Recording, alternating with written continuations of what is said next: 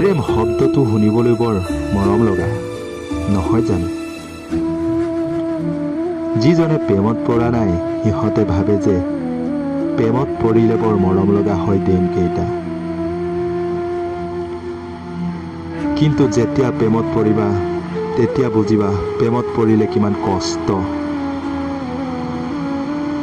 কাৰণ মই পৰিছোঁ প্ৰেমত, আৰু এতিয়া হয়, প্ৰেমত পৰিলে সেই দিনকেইটা বৰ মৰম লগা হয়। কিন্তু সেই মৰম লগা দিনকেইটাৰ পাছত আছে বহুতো দুখ, কষ্ট।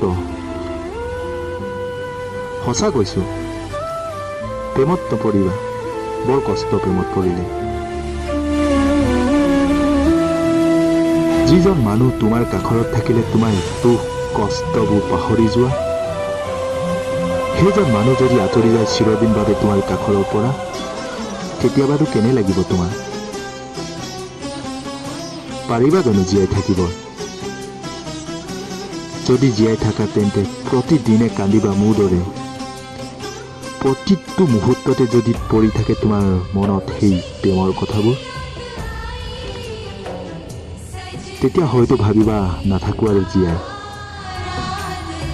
কিন্তু মৰিবতো নোৱাৰিবা, কাৰণ তোমাকো ভাল পোৱা কোনোবাই এতিয়াও আছে চাগে জীয়াই।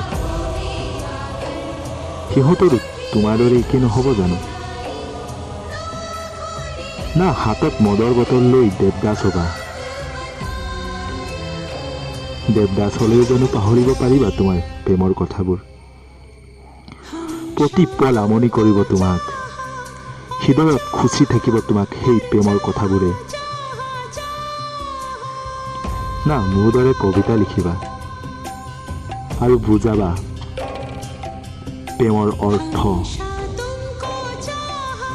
সঁচাকৈ কৈছোঁ, প্ৰেমত নপৰিবা, বৰ কষ্ট প্ৰেমত পৰিলে, বৰ কষ্ট প্ৰেমত, বৰ কষ্ট।